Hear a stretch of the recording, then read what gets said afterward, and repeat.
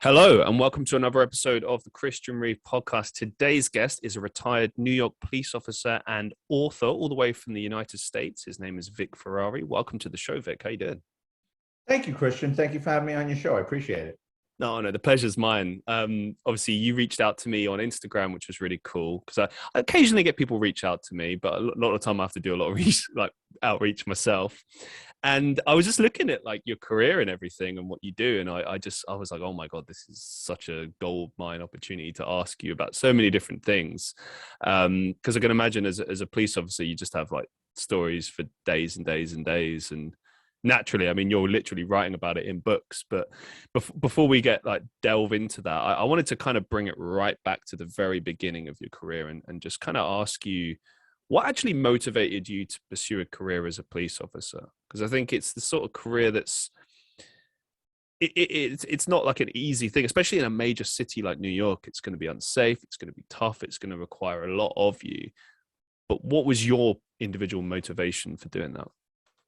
Well, I grew up in the Bronx in New York City, which my family was lower middle class. When I was a little boy, probably about 5 years old, during a snowstorm, my grandfather went out to get the newspaper and broke his leg.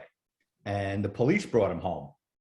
And I'm 5 years old, and these two guys in these beautiful blue uniforms with, gold buttons. And of course, every boy sees that gun. I'm looking at them and I'm like, who are these guys? Like, where'd they come from? And from then on in, that's all I could think of. And there was a movie theater in my neighborhood that was right around the corner from the local police station. And every time my mother would take us to a Saturday matinee, I would run over to the police cars and look in the windows and just look at the equipment. I'd stare at the cops standing outside the police station, the way they rested their hands on the butt of their gun and the way they interacted with each other. It's like, this is like a secret society or something. Like, this is pretty cool. Then I started watching television, and then you had all these cop movies and cop shows, and a lot of them were based in New York City. So I said, by 5 or 6 years old, I knew I wanted to be a New York City police detective. And my parents wanted me to go to college, and my dad said, well, at least if you don't want to go to college, be an electrician or be a carpenter. I would have none of it. I mean, I wanted to be a cop and a detective. And by the time I was 21, I went into the police academy, and then I had a wonderful 20-year career with the New York City Police Department. How did you get your parents on side? It sounds like there was a lot of struggle there initially.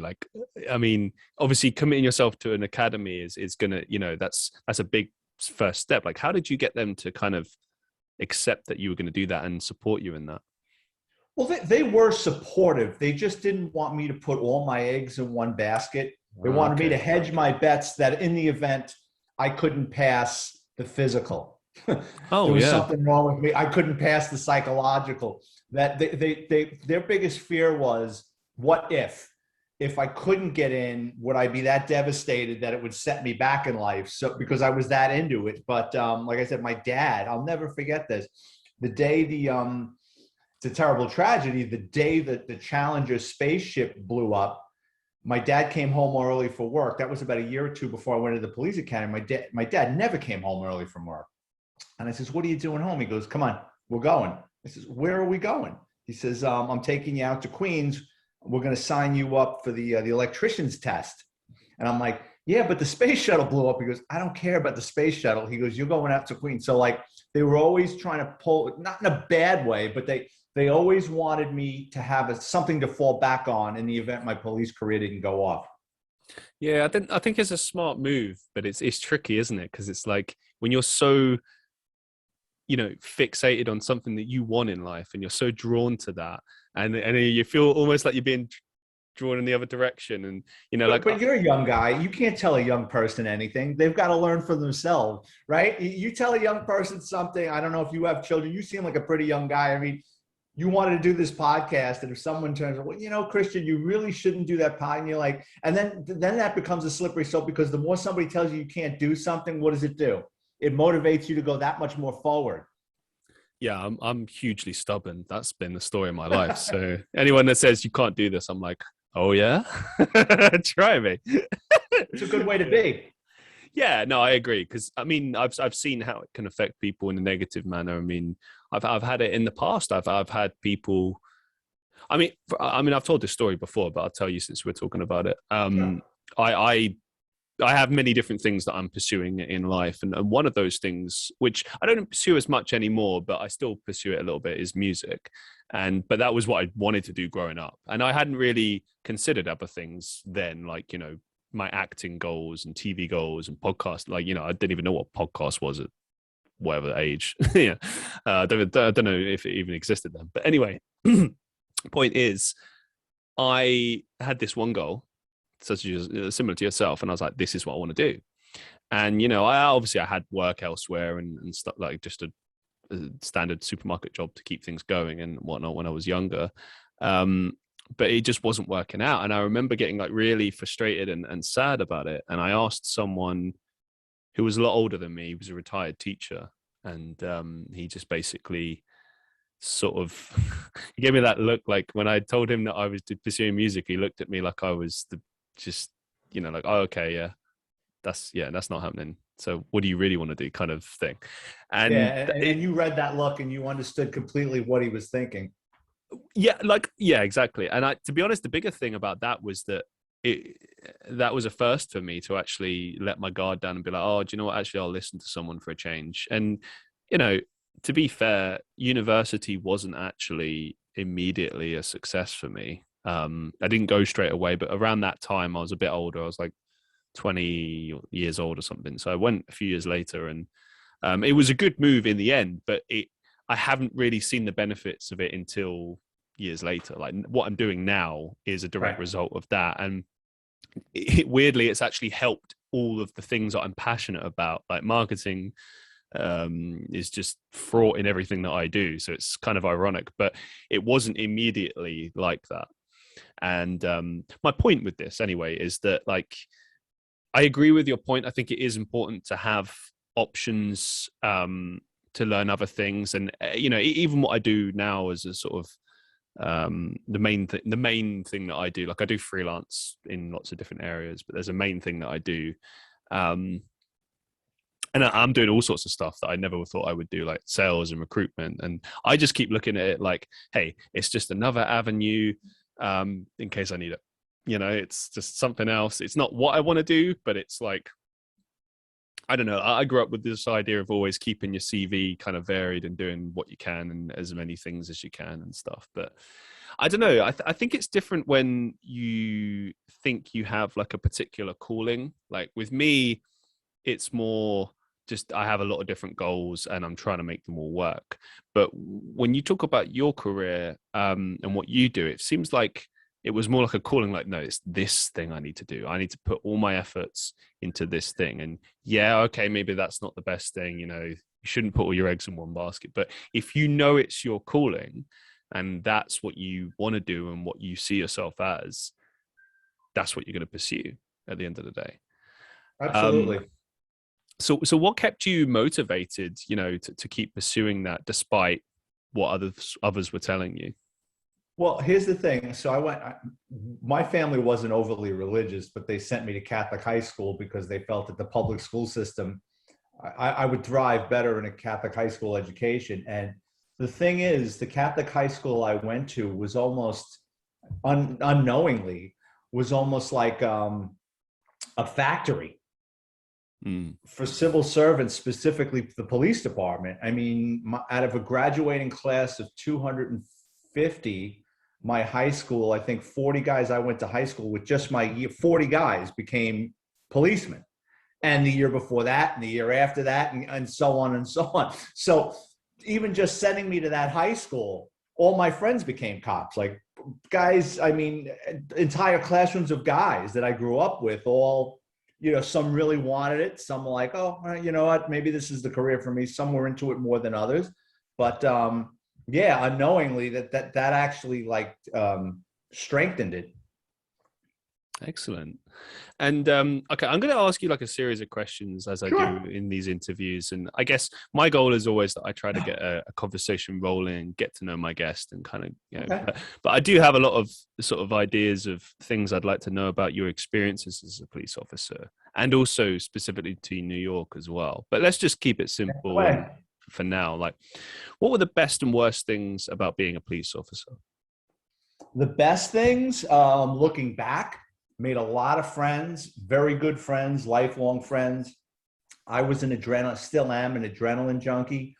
I mean, and this is what I wanted. So, I mean, I got into probably hundreds of car chases, foot chases. I love that stuff. For me, it was like when you're a kid playing cops and robbers, well, you're really doing it. Now, don't get me wrong. When you're a police officer, there's consequences for these things. You could get really hurt. But when you're young, you're invincible and you don't really think about those things because that's going to happen to somebody else. That's not going to happen to me. The worst, you see the bad side of humanity. I've seen, I've been at countless homicide, crime scenes, see people at their worst. I was a first responder on 9/11. I was actually at Ground Zero walking around probably by about 1:30 in the afternoon. So literally a couple of hours afterwards, I was down there wandering around with debris just falling on top of me. Working a lot of holidays when friends and family are celebrating New Year's Eve or Christmas. I'm standing down in Times Square with a bunch of drunks waiting for the ball to drop, freezing to death out there. The New York City Police Department, the people there are great. The administration, not so much. I mean, ask any cop in New York about how they feel about the job candidly. They love their coworkers and everything else. It's the administration tends to feed on its own. It's very political. And maybe it has to be that way. I don't know. I'm not that smart, but they didn't treat us very well. Let's just put it that way. So there's a lot of directions I can go in after what you outlined there. But I guess I was kind of going to save this for a bit later, but since you mentioned it already, I would be remiss if I didn't ask you about 9/11. Sure. But I don't want to ask like the standard obvious questions. I want to kind of paint a picture of you personally in that moment. So how old were you when 9/11 happened? So when 9/11 happened, I was 33 or 34 years old. I had already had 12 or 13 years in with the police department. And I was, not that you can ever be ready for something like that, but right. I had the software installed, how to deal with that. And my story is I was a detective working, my office was in the Bronx. And that particular morning, I was supposed to go into Manhattan. My sergeant and I had arrested a guy for stolen cars, and he was to get himself out of jail. He wanted to become a confidential informant. What he was going to do was he was going to cooperate with us and give us some people that worked in Department of Motor Vehicles that were pushing out bad driver's licenses. So there was a meeting that morning at the Manhattan District Attorney's Office, which is literally blocks away from the World Trade Center. So to get from the Bronx to Manhattan is about an hour and a half ride with traffic, and by the time you find parking, and we should have left my office no later than 7:30, 8 o'clock. And my sergeant's running late, and I can't leave without him. He comes walking into the office, well after 8 o'clock, and I'm like, "Come on, we got to go. We're going to be late. We're going to be holding these people up." He goes, "Yeah, don't worry about it." And while he's screwing around in the office, one of the cops from downstairs runs up and says, "Put the television on. A plane hit the World Trade Center." So we thought it was a small plane. Maybe a pilot had a heart attack or an aviation mistake. And as we're watching it, a second plane hits. So obviously we knew it was terrorism. Then the phones start ringing off the hook. They tell us, "Get into uniform and stand by." And by about, like I said, probably about 1:30, I was down there walking around with, my office was about 120 guys. My division, actually, 120 guys. Yeah, we were down there walking around. How long were you sort of out there on the ground with everybody? Like, how long was this operation? The first day on 9/11, I was down there for about 1:30 in the afternoon, and we left. I remember specifically, we left probably about 5:30, 6 o'clock in the morning. And they told us, "Okay, here's the deal. Be back tonight at 5:30 at night." So literally I lived up in the Bronx at the time. So I drove up to the Bronx, threw all my clothes in the washing machine, try to get as much sleep as I can. But then I come home, my answer machine is blinking off the hook. because the cell phones went down. So everybody was calling my landline to see if I was okay and what was it like down there. And, my father was basically, the second I came home, my father's banging on the door. It was like parked outside almost. So, because he wanted to know what happened to me. So, yeah. And then for the next couple of days, we were going down there in 12 and 14-hour shifts. And then they pulled us back. And then because I worked in auto theft, there was so much debris down there. What they had to do is they had to open up an abandoned landfill in Staten Island that had been closed for decades. And then they started with heavy equipment, taking all the debris from the trade center and cars and bringing it out to this dump out in Staten Island and then going through the debris. So since I worked in auto theft, they were using us to like cut open the cars that had gotten crushed to see if there were people in there, so, and sort through debris and, a litany of things we had to do out there. But that went on for months. I really appreciate you sharing this, by the way. I know it's not an easy thing to talk about, but I think the reason I find it so fascinating is because it's something, moments like these, things like these don't happen very often, these kind of major events. Like awful things happen every single day, don't get me wrong, but something like that where it's so outlandish and out there and everything, like that was one of the things I remember thinking, like, what was it like for the people on the ground? Like, obviously I know it's been well documented what it looked like for firefighters, etc., but like, given that I imagine you would have had to do things like crowd control and as you said, like looking for bodies and all these different things, but was there anything else like strange that you were asked to do, or strange instruction, or like how much did your life kind of change as far as the day to day in that period? Well, there was nothing. There was no crowd control. Lower Manhattan was a ghost town. It was like something out of a movie, like a zombie apocalypse. I mean, we're walking around, there's pieces of paper and dust just raining down on us, and the sunlight was having difficulties. Yeah, I mean, it was 1:30 in the afternoon, and the closer you got to the trade center, it was like the sun was like having a difficult time. It's like when they say like when a volcano erupts and the sunlight can't get through the particles, it was something like that. The one thing I will never forget, we were coming down, I think Broadway, making our way to the trade center, and everything is covered in that volcanic dust. I mean, that just asbestos or whatever it was, fireproofing, or just the building being pulverized. All you saw on the ground were thousands upon thousands of women's high heel shoes. Because all those women that worked in the financial district, when they were fleeing, not just the trade center, but the buildings surrounding, took their shoes off because they couldn't run in high heel shoes. Right. So they just threw their shoes and ran barefoot the hell out of there. So, we're like, holy, like, look at all these shoes. Like, they were everywhere. So I'll never forget that. I remember there was a guy in like a spacesuit who just happened to walk by us with like a Geiger counter. I don't know if he was with the government, the military, or some guy that had a Geiger counter that was waiting for the day just to show up. There was just a lot of crazy. It was all hands on deck. We really didn't know what to do. The second night when we got down there was a little more organized. But here's what's funny. So like probably by the third or fourth day, we had so many people showing up to help, like different law enforcement agencies. I mean, literally 4 or 5 blocks from Ground Zero, there was a camper from Chicago. Like a bunch of cops from Chicago jumped in a camper, a Winnebago, and drove down there. Like, how the fuck did they get down here so fast? Like, they must have been going 100 miles an hour. And it was funny because like they were just like the bizarre things. Like you're walking down there like a day or two after, and there's cars that are covered in that ash, and people wrote, like, obviously cops or firemen wrote in the ash on the cars, like, fuck you, Bin Laden. Yeah. It was just things like that would make you laugh. You know what I mean? It's like you're down there and it's like, oh God, I got to go do this again. And then you'd see something like that and it would make you laugh. You know what I mean? It was, it was a crazy time. It really was. Like, it's funny. You watch like a documentary and you see these poor guys that were in Vietnam, and not that I'm trying to say anything I did was anything like somebody trapped in a jungle fighting, not at all.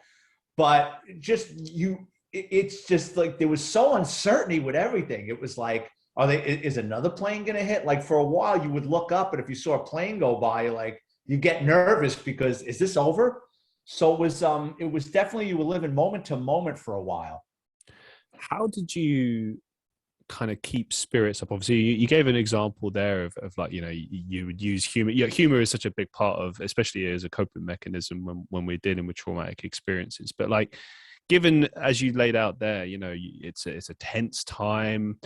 Obviously, we know how things changed with regards to air travel and stuff like that. But like, how did you sort of navigate that day to day? Like, how did you kind of keep yourself going and the people in your department? Well, the thing is, when you work for the New York City Police Department, your time is not your own. No 2 days are ever the same.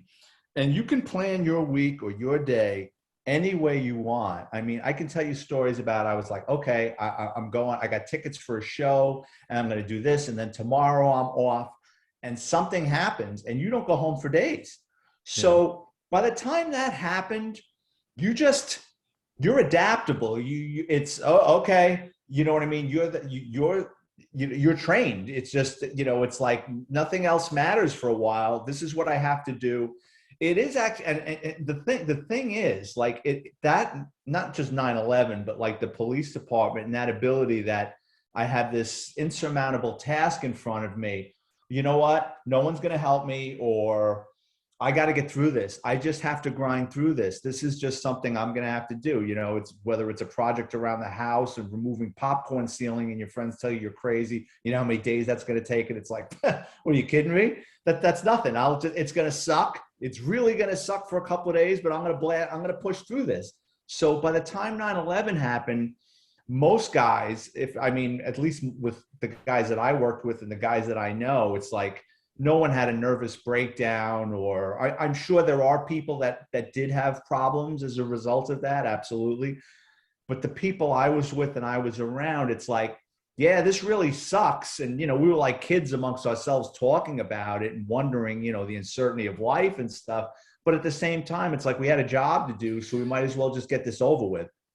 Yeah, no, I think it speaks to a lot to yourself and what you guys do and did, because at the end of the day, you got choices, haven't you? You can choose to kind of sit and absorb it and let it get to you, or you can just keep going and then just use that as the coping mechanism.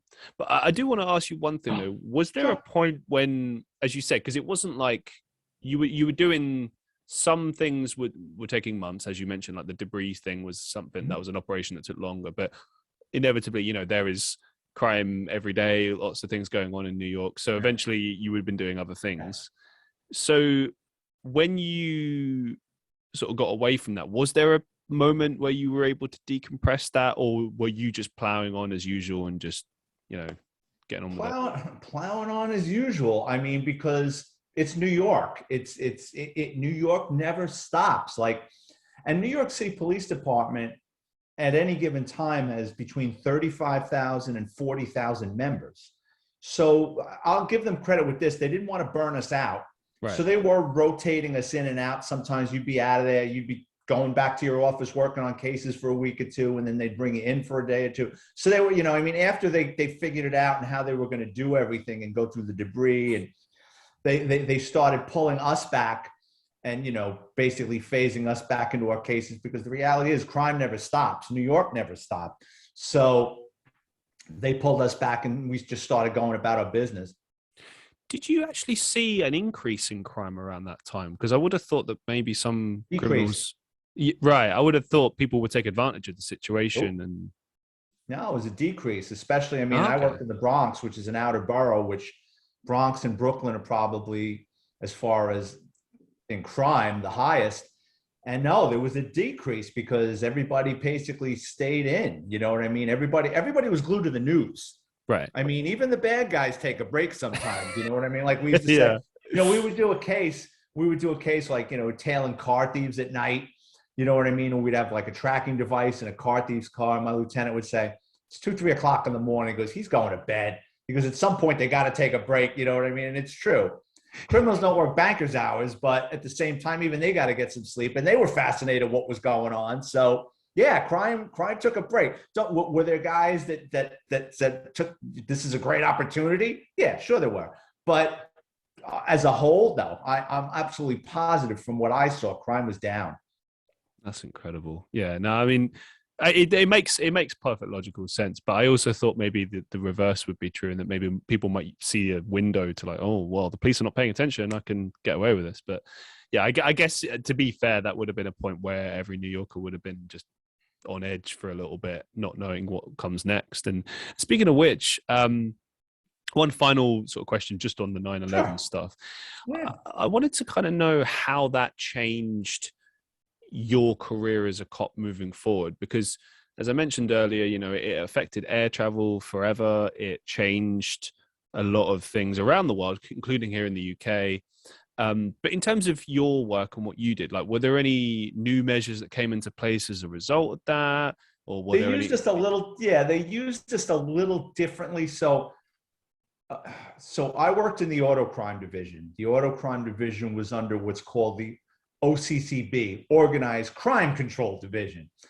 And they used to call OCCB Other Commands Can Borrow, meaning you come into work one day thinking you're going to go after car thieves, and they'd say, put on your uniform. And what they would use us for is a couple of times a month, they'd have us in the subway system, you know, like looking for suspicious people with bags. They would throw us into these security things like Penn Station or Grand Central Station, or there was a tunnel that ran between Queens and Brooklyn, a subway that they were always afraid that, God forbid, that got hit. So they would have a couple of cops at each end of that tunnel. So they were using us more for security measures for a while. And then eventually, you know, once they created or boosted Homeland Security, then we got pulled back from that. Thank you very much for sharing. I really appreciate no it. One of the things you mentioned in that, though, was a little bit humorous when you were talking about, you know, criminals getting tired, which is just a thing that I've never really thought about. Were there any like funny arrests you made? Like, I don't know, you get a guy when he's on the toilet or sleeping or something, and you arrest him. Like, what are the sort of funniest arrests you had? You want to hear funny stories about people I've arrested? I've got so many. I've had repeat customers. I've had, oh God, I wasn't expecting that question. All right, I'll tell you a quick story. So one day my partner and I are driving around the Bronx, and we go through a Home Depot parking lot. Do you know what Home Depot is? The home improvements? Yep. Mm-hmm. It's a big home improvement chain here in the state. It's in August. It's about to rain. It's a muggy day. And we're just cruising through this parking lot in an unmarked car. Look, it's a regular Ford Taurus. And I see this late model Dodge Caravan with the windows rolled down. Nobody in the Bronx leaves their car with their windows rolled down. Right. In a shopping center.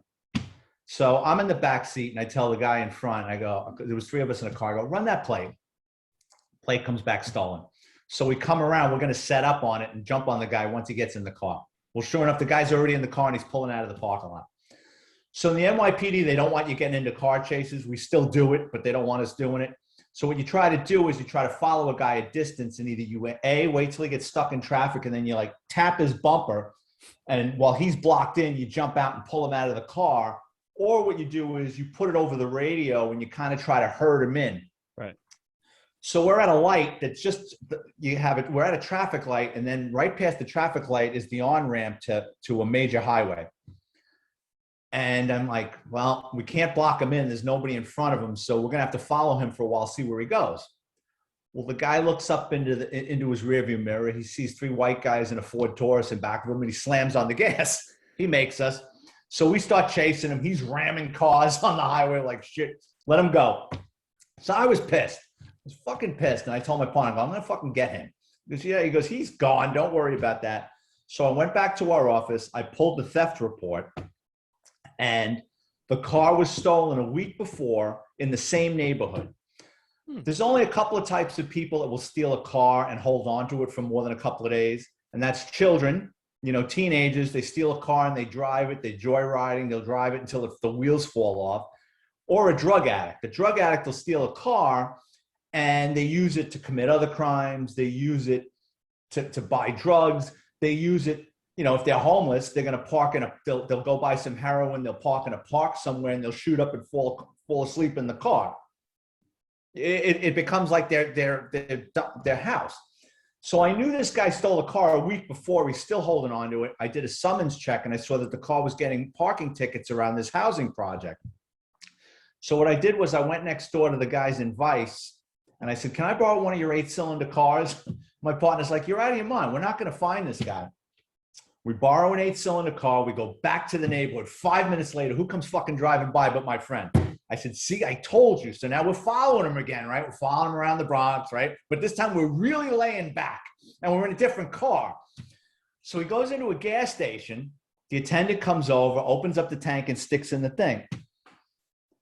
We roll up in back of him. The son of a bitch looks in the mirror again and takes off. But the nozzle and the hose was still in the car. So if your fans out there that are listening, if you ever wonder what would happen, that fucking nozzle stretched. And then when it shot out of that car, you heard kaboom. If that metal nozzle would have hit somebody, it would have taken your fucking head off. So anyway, the car takes off. We're chasing this guy around the Bronx. He mounts the sidewalk and he gets pinched between a fence and a lamppost that's got a metal box on it that controls the traffic light. And that comes through the passenger side of that Dodge Caravan and shears. Like half, if someone was in the passenger seat, it would have cut their head off. It just like sheared a section of the car off. He jumps out of the car. He knows we're putting his description over the radio. So he's taking his clothes off. He's taking his shirt off. He's taking his hat. The hat's coming off. The shirt's coming off. I'm jumping fences, chasing him. My partner comes around the block. We tackle him. We get him in cuffs. And I'm looking at him and I go, you son of a bitch. I says, I know you. And he goes, you never arrested me before. And I go, yeah, I did. I said, I arrested you in a Buick about 3 years ago with your family in the car. And he goes, turns to my partner, he goes, your partner's got a really good memory. And we sent him back upstate for a couple of years. So like I said, we used to have every now and then repeat customers, although, I mean, I've locked up hundreds of car thieves. And I've had a couple of repeat customers from time to time, not that I even knew it was them, like this guy. Had I known it was him, I would have known exactly where to look for him, All I saw was the top of his head through a mirror. Thanks for sharing. Yeah, no problem. What's the, on this just theme of just humorous criminals, what's the stupidest thing you've ever seen a criminal say or do, or where you just looked at them like, why would you do that? All right. So in the early 90s, my partner and I were in uniform. We're driving around and I see two airbags had just started with cars. It was the early 90s. So the newer, nicer cars were having airbags in them, right? So these two guys drive by us and they have a temporary plate, piece of cardboard that's hanging off the back, and the airbags are missing. The passenger airbag's missing. It's just so obvious. There's just two holes in their fucking dashboard. And they drive by and they go into a McDonald's drive-thru.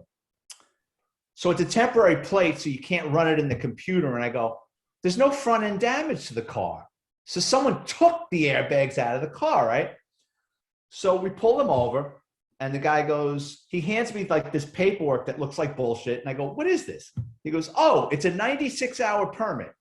I says, I go, where did you get that number from? He goes, no. In North Carolina or South Carolina, I forget. He goes, they give you, he goes, it's like a test drive. I go, so a car dealership gave you 96 hours to test drive a car. He goes, yeah. I go, do they know that you just drove 800 miles to the Bronx? Like a test drive, the way I was schooled, is a test drive is around the block. Mm. You know what I mean? Not 96 hours and you go up to the Bronx. And oh, by the way, where are your airbags? He goes, I don't know. He goes, when they let us use the car, there were no airbags in it. So my partner, this is before cell phones. We took the keys from him. My partner watched them. I went into McDonald's. I asked the manager, I go, can I use your phone? I call up this dealership and 800 miles away. And I go, listen, I said, I got these two clowns up in the Bronx with this car. So I gave him the vehicle identification number. I says, can you do a lot check? This guy goes, yeah, that car's supposed to be on the lot. I go, do you give a 96-hour permit? He goes, no, I never even fucking heard of such a thing. So I said, okay. So we went on a block. They sold the airbags. Somehow they got their hands on the keys of the car and a permit. They printed up this bullshit paperwork. They sold the airbags. They're just driving around the Bronx having a party with the car. It's the complacency that always gets me, like the little details that you forget. And don't get me wrong, like I'm not saying that like when you steal these things or you do these things, it's like there's a criminal mastermind at work here. Like obviously you just forget things, especially if you're younger and ignorant of these things. But little things like that where they like make something up, or like I guess maybe they just felt nervous, so they just came up with a random story, and it's just like. No, I think the story worked for him. I think there's no doubt in my mind they got pulled over before, and that story worked. Okay, fair play. Uh, what were maybe some of your, sometimes call it the finest hour? What were your kind of more memorable moments as a police officer, where you went through a particularly challenging moment, or where you sort of came out the other end and you were like, you know what? This is my best day as a police officer? Oh, I worked on so many interesting cases. And a lot of the cases I worked with started off with auto theft, and then ultimately it would turn into homicides. Right. A lot of these guys, I worked on a case. We had a couple of Chinese, this is in 99, 2000. We had Chinese nationals that basically what they were doing was they set up a warehouse in Brooklyn, and they were paying our car thieves $5,000 a car, and our thieves were stealing up to 30 cars a month. They were going out to Brooklyn. These cars were put in shipping containers. The shipping containers would get driven out to New Jersey. They were put on a train. They were railed out to Long Beach, California, and then these stolen cars, they were put in between 3 and 4 stolen Audis per car. What they would do is they put two stolen Audis in the bottom of the shipping container. They'd let the air out of the tires so the car would sit lower. Then what they would do is they would build a wood frame, and then drive 2 more cars in so they could get 3-4 cars per container. Then the cars were shipped out to the Pacific Rim and were going to Shanghai. So we had wiretaps going on the Chinese nationals. We had wiretaps going on the middleman, who was a Jamaican that was getting paid $5,000 per car. He was farming out to different steel teams, and he was paying $500 per thief. So he was making about $4,500 per car. So once we went up on the phones, we were on wiretaps, then we start hearing about these guys talking about murders. So like, holy shit, this is getting good. Like, it was good enough that we had, Asians shipping cars out of the country. Now we got guys in the murder for hire business. And these guys were doing everything. They were hitting dealerships over the weekend, taking 10, 15 cars. They did a commercial burglary at a Harley Davidson motorcycle shop in Virginia. They hit them for one weekend for like $100,000 worth of stuff. I mean, these guys were big time. And when it all came down, one of the main thieves, who was like an expert driver and car thief, he was the getaway driver on one of these trigger men's multiple homicides. So we got involved in that. And then, should I keep going with this story? Yeah, please. Yeah. So one of the homicides was 10 years before we're doing this case. You got 3 guys. And again, I'm kind of paraphrasing, and, this might not be 100% accurate. This is almost 30 years ago. But from what I remember, you had 3 guys robbing banks up in Connecticut. One guy gets caught and doesn't rat on his friends. He goes away and does some time. Well, the friends, with the money they were making from the bank robberies, go into the drug business, and they're the guys to see in Connecticut if you want a kilo of coke or heroin or whatever. This guy gets out of jail, and he goes to his friends and says, hey, equal partners, I kept my mouth shut. So these 2 guys were treating him like a lackey. Go kill this guy, go pick up a kilo, go beat this guy up. This guy wasn't having it. He was upset. So he kidnapped one of their couriers and put him in the trunk of his car for a weekend, beat him half to death, took his kilos and sent him back to the other 2 guys and said, I'm not fucking around. I want what's mine. So now these guys are like, well, he's got to go. So what they did was they farmed out. They got in touch with our car thieves, and a plan was hatched where a couple of them went up to Connecticut. They had a motorcycle. They followed this guy around. When the guy stopped at a light, the guy in the back of the motorcycle shot him with a Glock like 14 times, cut him into Swiss cheese. They took off. They put the motorcycle into a U-Haul truck, closed the U-Haul truck, brought the motorcycle down to the Bronx. And I don't remember if they chopped up the motorcycle or they kept using it. Again, this is 30 years ago. But yeah, we solved that homicide and a lot more. I mean, the killer, I mean, he was a little Spanish guy. He was like 5'5" and 130 pounds soaking wet. And I mean, this guy could fill a graveyard. We knew of about 13 homicides. I think we ultimately got him convicted on 4 or 5, but we knew of about 13 we were pretty sure we could connect him to. We probably did way more than that. Thank you so much for sharing the story. I appreciate it. Yeah, no problem. So during your time, obviously you mentioned that you worked with other departments and stuff like that. And you started with auto theft. Did you work in a lot of different departments then? Because I know sometimes obviously you have to kind of work with other departments. Yeah, well, yeah. I'm just kind of wondering what your journey looked like as far as. So when I was a rookie, when I was a rookie cop, brand new out of the academy, they put you in field training. Right. I did that for 6 months. Then I went to a police station. If for your listeners out there, there's a movie. It was a big movie in the United States in the 80s. It's called Fort Apache, the Bronx. It's with Paul Newman. And they filmed that in my station house. So I worked in the South Bronx in the mid 80s. And the South Bronx was all burnt out, abandoned buildings. And I remember like walking around on a foot post, like, what am I even supposed to do out here? There's like crackheads walking about around selling shit. There really wasn't, it was just like a terrible, terrible neighborhood to work. And from there, I got thrown into a DWI unit, arresting drunk drivers, which I absolutely hated. From there, I went into plainclothes. So it was pickpockets, robberies in progress. It's not undercover. It's more you're in plainclothes and you're just going around high crime areas and you jump out when you see something. But I was always picking off stolen cars. I grew up in a neighborhood where people used to steal cars. I knew what to look with stolen cars. So I gravitated towards that. I also worked in narcotics for about 1.5 years, doing buy and bust operations. A couple of times I bought narcotics. Nothing major undercover, just street level stuff, like just walking up to a guy in the street and buying a couple of vials of crack. And then my last 10 years, I was a detective in the auto crime division. Wow. And so when you were kind of transitioning from each department, was there a lot of crossover work as far as like, you know, if you say you're in auto theft and then there's, you understand there's a homicide going on, like you said then that you're really pushing it to the end and making sure they get convicted and stuff like that. And so it's not a situation where it's just like you hand it over to the homicide team and they deal with it. It's like you still have some active involvement and there's like collaboration, I guess. Is that right?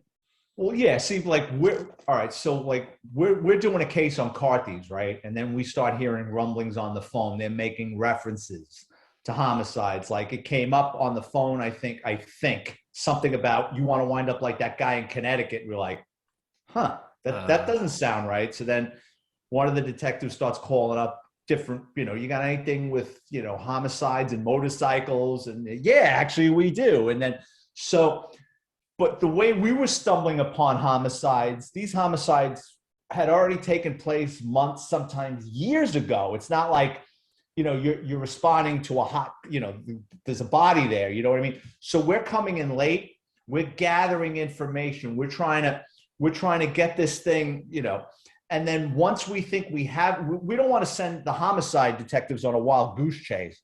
So you try to gather as much information as you can, and then we'll bring on a homicide team or, it depends on what we're working on, someone that's got more expertise than us in a certain field, you know what I mean? So the homicide, what would happen is once we grab these guys for the car theft, then we start pinning the homicide charges on it. It's the same as what the FBI does with the mafia. Mm-hmm. They suspect this guy did this homicide, but when they scoop up his whole team, someone's going to talk. At some point, someone's going to say, shit, I don't want to do 10 years, but I do know that he killed somebody, which is going to get me out of my 10 years and get him 100 years. You know what I mean? Speaking of mafia, I just wondered what your opinion was on television shows like The Sopranos, etc. That, and also because you mentioned earlier, some of the media was good, like what you grew up with, like it made you maybe want to be a cop and etc. Yeah. But obviously, these things tend to glamorize these things, and it's not always exactly how it seems. But what would you make of these sorts of shows that depict criminals, criminal life, and also that depict cop and being cops? Like, was it positive, negative for you? In Well, your cops are perception? like children. Cops are like children. So when The Sopranos hit, the funniest thing at my office every Monday morning for like an hour, that's all we talked about. Oh, really? Did you see about? So we did a lot of mafia cases because out in Brooklyn, that's the mob. That was a huge moneymaker for the mob, was stolen cars, stolen parts, insurance fraud, making cars disappear, sometimes making people disappear. So we did a lot of mafia cases. So around the time The Sopranos moved around, like there's a lot of truth to The Sopranos, but look, they got to sum it up in an hour. You know what I mean? To show exactly how it would work would take a week. Like, all right, so in real life, Tony Soprano, even before he became boss, he was a captain. He wouldn't be getting his hands dirty on a lot of things. Right. Tony Soprano wouldn't be talking to as many guys as he did. The whole thing in the mob is the more people you're dealing with, the more vulnerable you are to law enforcement because someone could be a rat.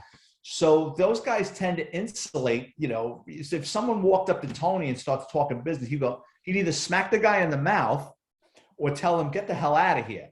You know what I mean? Like we did a case, there was a mobster that was into everything. He also had a scrap metal processor. And we had this guy, like hook, line, and sinker. What my Queen's office did was, this guy ran an entire neighborhood. Like you couldn't open up a body shop or a junkyard in a neighborhood, or this guy was going to land on you and tell you how it was. So what we did was we rented out commercial space and we set up a junkyard. And we thought he was going to send one of his underlings in there to smack around our undercover detectives. Well, he shows up, which we couldn't believe. The target shows up. Don't you guys know who I am? You can't. I'll burn this place to the ground. So we said, okay, what can we do? What can we do? So we start paying this guy off. He's involving us in all these scams. We got him. The FBI finds out. The FBI comes to us and says, hey, we want to be a part of this. And well, not me. This wasn't my case, but I'm like a bit player. I was in another office, but I got involved in it later on. So I think the Queens District Attorney's Office and our office told the FBI, we don't need a partner. We're going to take this case down in a month. So what does the FBI do? They leak a story that they're going after this guy for tax evasion. So now this guy is like, someone's talking. Yep. So what does he do? He starts rounding up all his underlings and smacking them around. You had better not fucking talk. But the funny story with this is he brought in a couple of guys that he thought could be weak, that might not hold up to the scrutiny, and he told them to show up to his scrap metal processor. They went into his trailer while he was smacking them around and reading them the riot act. He had their cars crushed. So after he gave them a beat and they came outside, their cars were cubes of metal. So while they were inside getting yelled at, he had their cars picked up with heavy equipment and crushed into cubes. So you showed up in a 2000 Mercedes and you come back and it's a cube of metal. It's a 4,000 piece of metal. So he got his point across, but he still went to jail. What's the reality with informants? Because obviously that was something that was obviously depicted in quite a lot in The Sopranos, and it's just an interesting concept. But I wondered, is there any misconceptions about the realities of informants and how they work, and also how do you actually ensure the safety of an informant, like and protect them from actually getting hurt? Well, there's a couple of types of informants, right? So the rarest, like a unicorn, is John Q. Citizen that's had enough. Right. He's either he sees something going on at work, or his next door neighbor's a scumbag, or his brother-in-law is doing something god awful. And, you know, there's nothing to hold over his head. He's just doing it. And he comes and says, look, something terrible is going on. I want to help. Mm-hmm. They're rare. It's like Halley's Comet passing through. Most informants is a guy or a woman that's gotten their hand caught in the cookie jar and they don't want to go to jail. So there's two types of ways to go with that. So one is it's called court consideration, meaning they're going to cooperate, and if what they give up is sufficient, the judge or the district attorney prosecuting the case is going to tell the judge, yes, he was arrested for this, but we would like no jail time, or we would like him to be put on probation, or we would like him to go into the witness protection program. We worked with a guy that started off as, he got his hand caught in the cookie jar. This guy gave up so much stuff. I could tell you so many, there's a whole chapter about this guy in the book. We used to call him the weatherman because he could just tell you what the weather was going to be. He gave us Mike Tyson's stolen motorcycle. But anyway, he started off as, got his hand caught in a cookie jar. And for a year or two, he gave us a ton of information.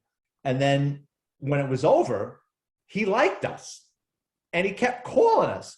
So then what you have, he actually became like, he gets put on a payroll. So, what? Yeah. So basically, yeah, they get paid. Yeah. Some informants get paid. Okay. Interesting. So, he would give something up, and, when I was in narcotics, I forget, this is so long ago. I mean, I was in narcotics in the early 90s. You're talking 30 years ago, but I think the undercovers got paid something like $1,000 a kilo. Like, you know what I mean? For every kilo they gave, their handler recovered. So, but it's a slippery slope because, you lay down with fleas, you're going to get bit. And inevitably, you're talking about people that delve into the outskirts of society, you know what I mean? And they take a shortcut and they get involved in something, or the people they're with figure them out. You know what I mean? After a while, this is the only guy that never gets arrested. He's the only one the cops aren't banging on his door. You know what I mean? Like this guy I was just telling you about, right? He calls us up I could tell you so many stories about this guy. He calls us up one day and he says, I was with Horatio. This guy Horatio was like this big time car thief, a Dominican kid. He goes, I was with Horatio. We're going down the West Side Highway. Horatio wants to check out some Hondas.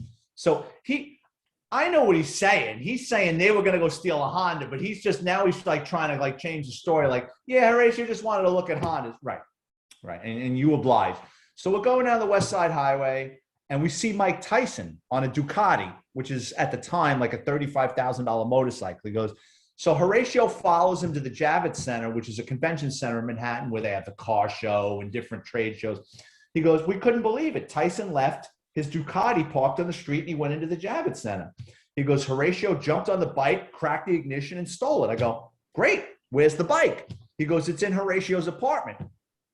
Horatio lived in a ground floor apartment. If you've been, I know your listeners is going to say, well, how could someone drive a stolen motorcycle into an apartment?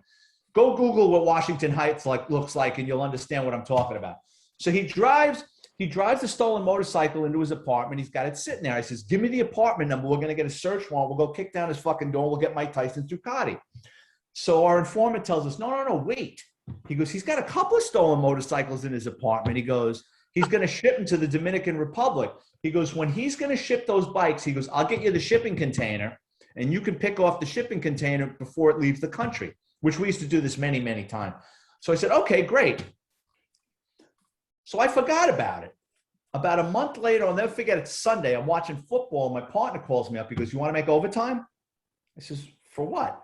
He goes, remember all those stolen motorcycles Horatio's got? I said, oh, yeah. He goes, they're leaving the country. I go, well, we can pick off the shipping container tomorrow. He goes, they're not shipping them by sea. He goes, they're getting airlifted. They're going air freight out of Kennedy Airport.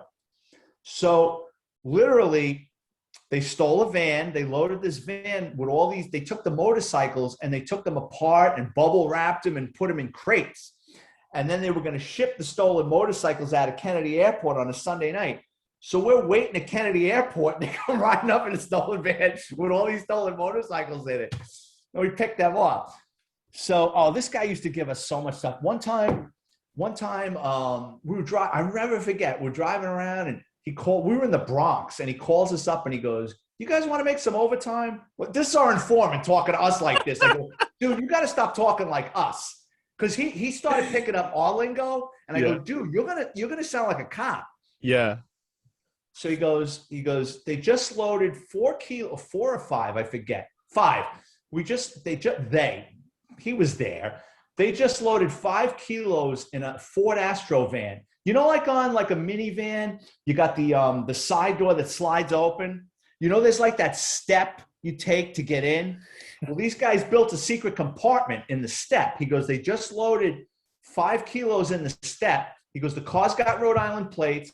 He goes, the guy's going to Rhode Island. He goes, be careful. He says, because there's one driver with the kilos. He said, but there's a crash car. So when you guys go to pull him over, he goes, a crash car is going to hit the back of your car or try to distract you. I said, all right, well, we'll distract them. So what happened was we go up to the heights. The crash car was morons. They got on the highway. We saw them. The crash car got on the highway. We cut off the other car, right? And the guy is just sweating. I go, how you doing? Everything all right? He just sweats pouring off his... And it was a spring-loaded trap. If memory serves me correctly, because some of those things are on hydraulics with pistons, if memory served me correctly, it was, you know, like the old cars, the emergency brake, you would step down and you hit click, click, click, click, click. When you stepped down on the emergency brake, it popped. You heard ping, and the thing came up, and the kilos were, if memory serves me correctly. I found so many traps in cars that I get them confused. Amazing stuff. Seriously, you should. Do you not have like your own podcast or something? And don't get me wrong, I'm going to. You know what? I almost thought you were going to say you should write a book, and I'm like, dude, I've got 5 books. Yeah. We'll get to the books in a second, but yeah, I was going to say like this. You could just do so much with this. Like I could literally talk to you for hours and hours and hours, and I would love that. But anyway, let's talk about your books. So you're basically the author of a series of books that offer sort of behind the scenes look at life as a police officer, and you know, you obviously share these sorts of stories within those books. But I think the thing that I wanted to kind of know is what actually motivated you to start writing about them. I mean, obviously you had this 20-year career, and then was it sort of a case of, well, I want to do something with this, or I want to share these amazing stories, or, you know, was it just a dream of yours to just be a writer, and that was no, not at all. I retired very young. I retired in my early 40s, and then I became a police officer down in Florida, and I absolutely hated it. So I re-retired, and I was bored. And my friends used to tell me, you got so many stories, you should start writing these things down. I said, nah, I don't know. And then I said, you know, law enforcement, again, it's not a trusting society. And I didn't want to burn any bridges with friends or family. And I didn't want to, and the 2 things I set out to do when I started writing these police books was, I didn't want to embarrass any of my friends, get anybody into trouble, or get anyone divorced. You know, I'm not a sour grapes kind of guy. Like, there's people I despise in my police career. I'm not going to sit there and hammer them, because, you know, shame on me if I'm sitting in a pool with piss and I continue to sit in it. You're out of my life. I don't got to see you no more. Don't get me wrong. There's a couple of people in my books that I give a kick in the ass to, but I try not to dwell, because nobody likes a complainer. My books are just about more the wild stories of what was going on in the police department and how a police department works, and, you know, just funny stories. Like I was just telling you about, you know, some of these informants I worked with, and car thieves, and, you know, guys I locked up. In the beginning of that, you mentioned that you sort of briefly were a cop in Florida and you hated it. Like, why did you hate it? Was it just because it was so different to being a cop in New York? Oh, yeah. Well, think about it. So, you know, listen, the older we get, the less likely we are to change. We're set in our ways. So I went from being a detective in the world's largest police department, right? Like working on all these interesting things, right? Fast forward 2 years later, I'm in a small town in Florida. I'm driving in circles, and I'm like in an episode of Reno 911. It's just, you know, I'm chasing dirtbags hiding under kiddie pools and backyards. It's like, I didn't have the patience anymore at 40-something years old. You know, a detective is one thing. Being a road cop is another. I didn't have the patience for the disputes anymore. I didn't have the patience for the drunk driving. I knew too much. you know, when you're young, you're flexible and everything's new and it's exciting. Then you get older, it's like, I know what this, you know what's going to come out of someone's mouth before they say it. You know what I mean? And it was like, it was the same thing all over again. And I'm like, I remember the turning point was I was at this police department about 8 or 9 months. And I was working at midnight and I'm in a Dunkin' Donuts because cops love coffee. And Hey. I'm on my third cup of coffee at 3 o'clock in the morning. And I'm like, what the fuck am I doing? Right. Like, I'm going to shorten my life being up in the middle of the night drinking coffee for what? They're not paying me much money. The department was great. I liked the people there. They were nice to me. This department treated me a lot better than the New York City Police Department, but it was me. You know, it was like I had changed. I was too old for this shit anymore. You know what I mean? And then when I went to tell them I wanted to leave, the chief was like, listen, can you just wait a couple of months? We'll make you a detective. I said, no. I said, because the guys won't respect me. I says, I'm here 8, 9 months a year and you're going to make me a detective? I go, there's people that have been waiting for this for years. I go, I'm done with this. I want to try something else. And I did. That's basically what motivated me. It took a while, but that's what motivated me into getting into writing. And I was really nervous about writing my first police book because I didn't know how the reception would be with my friends, family. You know, I mean, most of my friends are cops. You know what I mean? So, but everybody, now I get phone calls. You should have wrote about this guy. Now everybody's a critic. Now, like I write a book and it's like, and in my books, I change the names, the dates, the locations, the ranks, because I don't want it to land on somebody. Right. But the thing is, my friends know who I'm talking about. And I get I know who you're talking about. You know what I mean? So you should, and then everybody, you should write about this guy. You should write about that guy. And I'm like, that's a funnier story to tell than I can write, you know? So, no, the reception's been good. Sales have been good. People like yourself are nice enough to put me on their platforms. You know, it's working out for me. Oh, congratulations. It's really positive to hear. I mean, it's the sort of thing, like, I think at the end of the day, storytelling will always be just one of the most enjoyable sort of aspects of human life. You know, I mean, it's what I pride myself on doing with this show, you know, is being able to share stories with others and also, learn and absorb someone's stories and just kind of like put a sort of a, not like a magnifying glass into someone's life, but kind of like a little door into like what their life is about and what they have to share. And it's just fascinating to me. Because I mean, I think the biggest thing that sticks out for me when you're talking about these stories and sharing it is this idea that, you know, every day is different.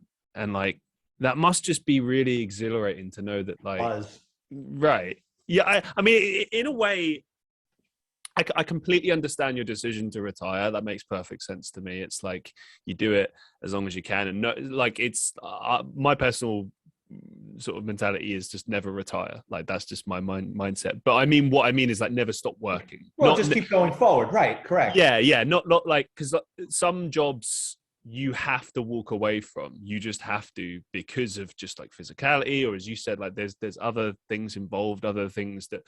And it's like, no matter how much you might want to keep going, whatever, you just can't.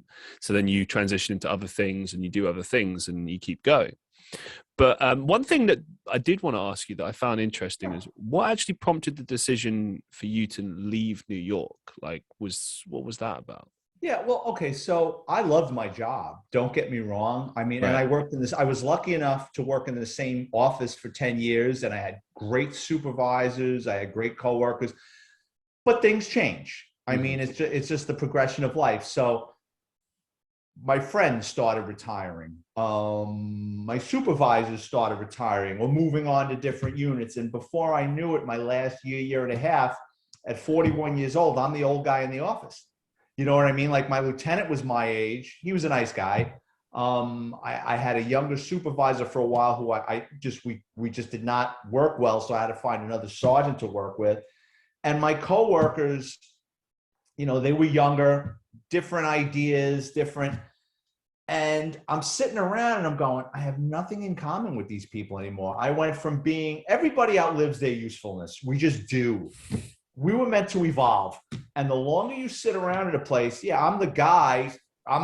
People come in, hey, Vic, I got this question about how we should start up this case. Hey, Vic, I'm this wealth of information, but at the same time, at 41, I got guys in their 20s. They're into video games. You know what I mean? It's like, it's just different. There's a culture war going on. And I said, you know what? The writing's on the wall and it's in crayon, and shame on me if I stay too long.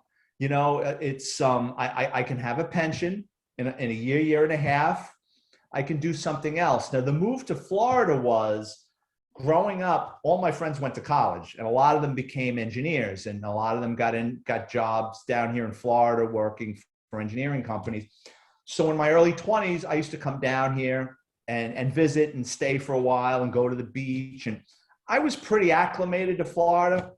I would go a couple of times a year on vacation. I dated a couple of women that lived down here at one time or another. So I knew Florida, and, you know, it was like, I wanted to change. I just wanted to change. And I said, you know what? If I move down to Florida, the worst thing that can happen is I won't like it and I can go back to the Bronx. But I didn't. I mean, I absolutely love it down here. The weather is nice. You know, we're living our life here through COVID. I mean, I've had you know, I mean, I'm very lucky. You know, some of it is the moves I made, and like all of us in life, it's a crapshoot. It's just luck. Completely understand. Yeah, fantastic. Thank you for sharing. Yeah, no I want to kind of ask you sort of a few questions just to kind of get general advice from you. What's the best advice you've ever received? Oh, I've gotten my dad, when I was a kid, my dad told me never get balls and stupidity confused. Yep. I don't remember what I did, but my father pulled me aside. He goes, don't get balls and stupidity confused. That's stupidity.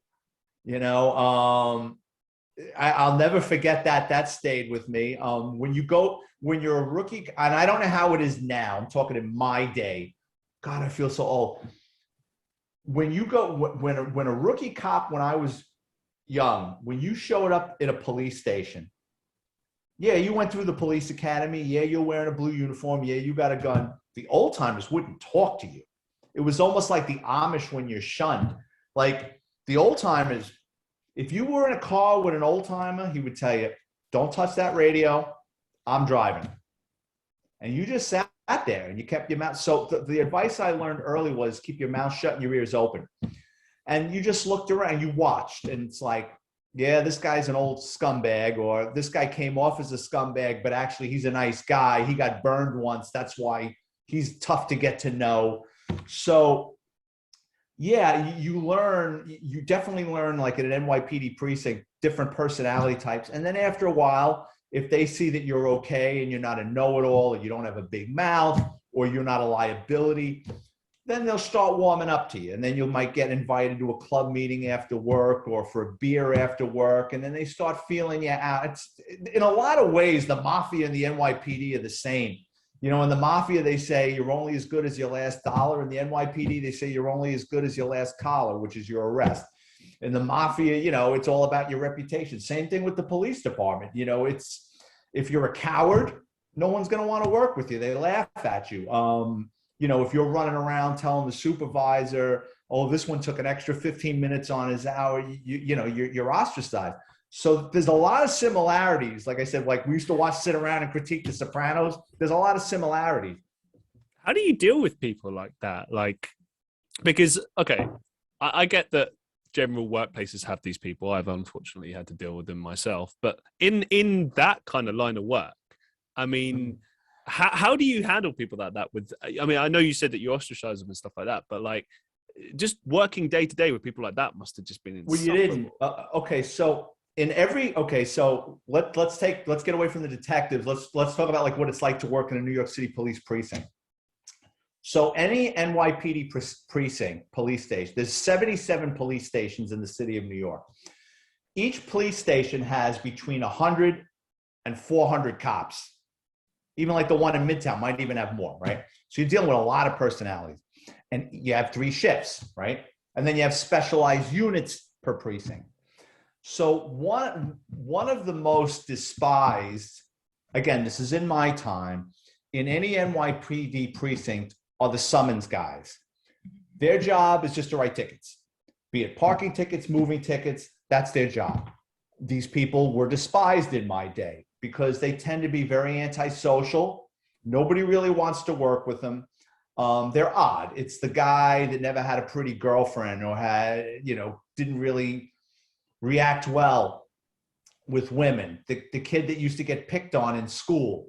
Somehow they get into the police department and their power is that pen.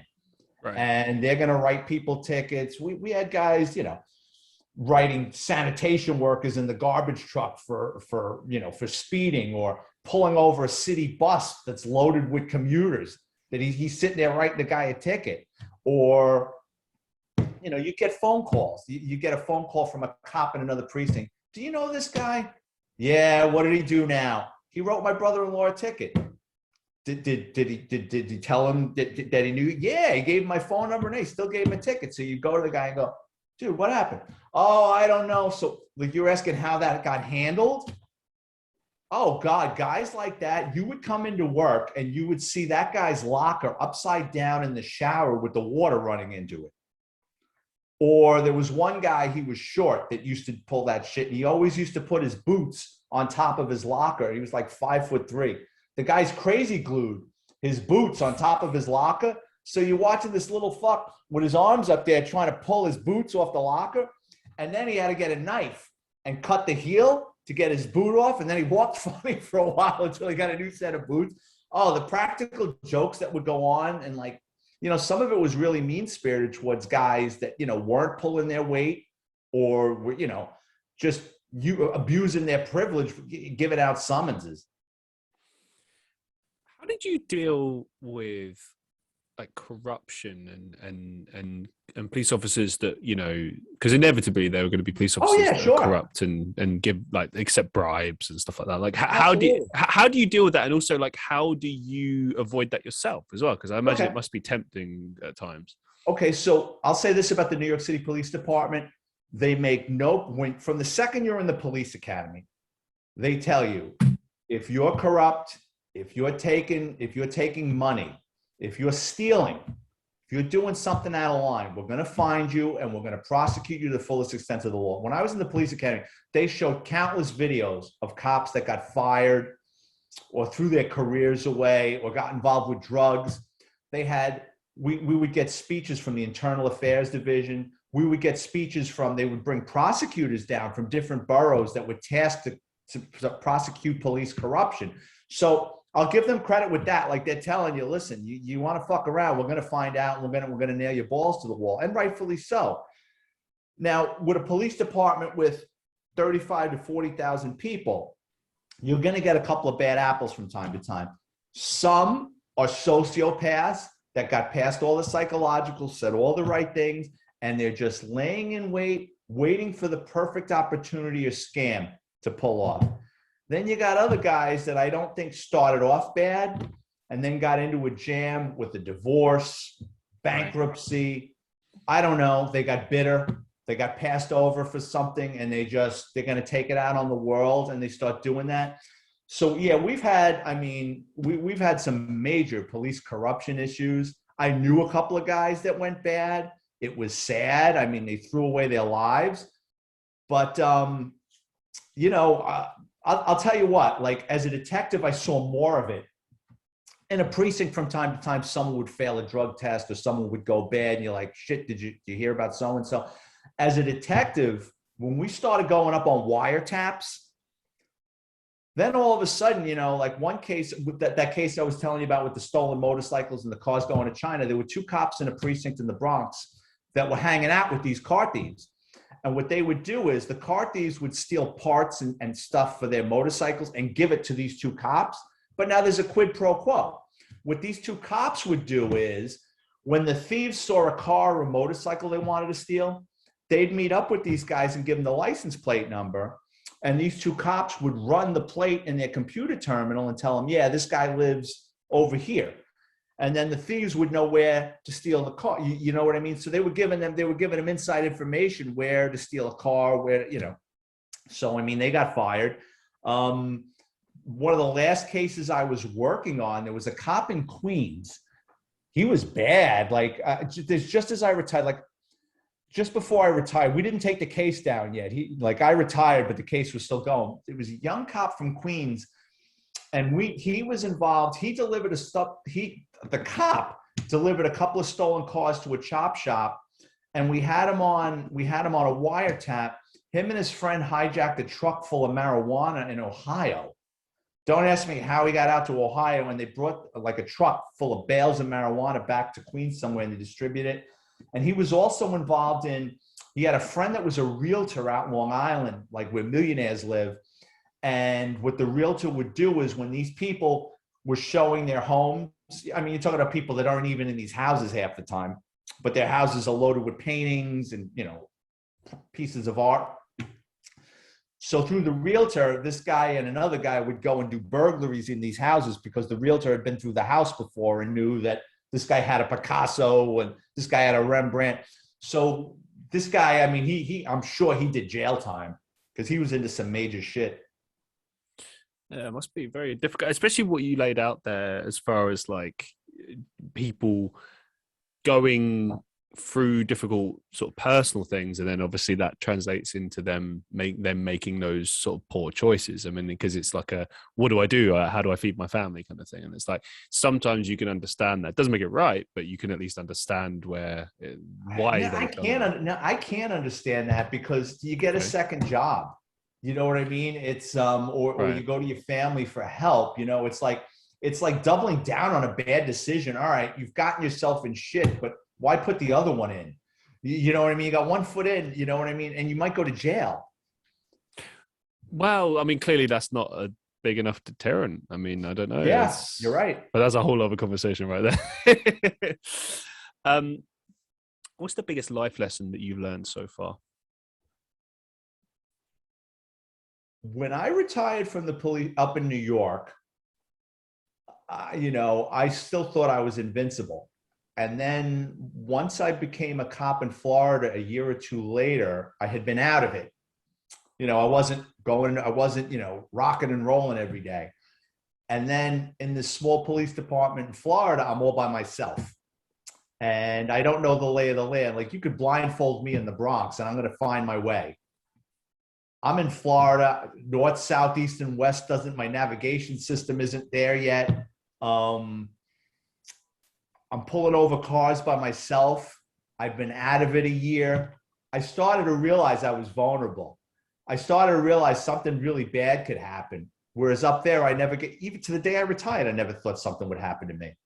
And down in Florida, after being out of it for a year and then getting back into it, and then there being a learning curve, I suddenly started feeling vulnerable. Like, you know what, I could get hurt really bad. And that definitely factored in my decision. In addition to just not enjoying it, I said, and on top of this, it's dangerous. What did I do the last 20 years for to get killed in 15 minutes up here? So it's like the lesson, I suppose, is to kind of know when to step away, I guess. Yeah, definitely. Yeah. Right. Well, thank you very much for sharing. I appreciate that. No problem. As we draw to a close for today, do you have any upcoming projects or final thoughts that you'd like to share with our listeners? Yeah, in addition to these 4 NYPD books, I'm writing a book right now. It should be out this spring. It's called Confessions of a Catholic High School Graduate. I was a wild kid. Catholic high school, which I didn't want to attend, was probably the best thing that ever happened to me. I'm not overly religious, but the structure kept me in line. And then the police department took it the next way. I don't know where I would be without either of those institutions. There's a lot of wild stories in that book. The book opens up with me getting chased out of a confessional by a priest. That really did happen. Oh my God. And I was a wild kid. After like the third trivial sin, and he kept yelling at me, I says, well, Father, you don't want me to be in here. I don't want to be in here. Can we just call it a day? And he lost his mind. He lost his mind. Get out of this booth. Get out of this church. So it's a long story because it was a couple of days before I was supposed to make my confirmation, and confession was from 5 to 7, I think. And I was the last one there, so there was no one else in the church. And my father was waiting outside. And if my father would have seen me running out of a church, my father would have crucified me. So what I did was, on my way running out of the church, I shut the lights off and I left the priest in the dark church. So I ran out to the car. My father's like, "What are you running out of the church for?" I'm like, "Oh, yeah. What do you say as a kid? You just give him some bullshit story." And kids have the memory of a fly. My parents didn't go to mass. I never saw this priest before. I go, this is Saturday morning while I'm sitting in a classroom, my little suit and tie, getting ready to make my confirmation. The priest walks into the room like a lineup. And he goes, "I'd like to have a word with that young man." Pulled me out of the room, threw me in a classroom, and beat the living shit out of me. So then the funny thing is, I make my confirmation. I'm in front of the church with my family, and we're taking photos. And my father thought I was in a fight because, like, my shirt goes, "What, you screwing around with your friends?" I go, yeah. The priest comes walking by and he goes, "What a fine young man." And I'm saying to myself, this son of a bitch. He didn't want to tell my father. This was personal. Like, he wanted the satisfaction of kicking my ass himself. Because I thought he was going to tell my father, and he's just like, "What a fine young man." He's like squeezing my cheek. And I'm like, oh shit. But it's going to be a good book. Wow, can't wait to see it. I just want to say a massive thank you for sharing all of your wonderful stories and for letting us learn a little bit more about you. It's been a wild ride. Yeah, thank you. And like, all my books are available on Amazon.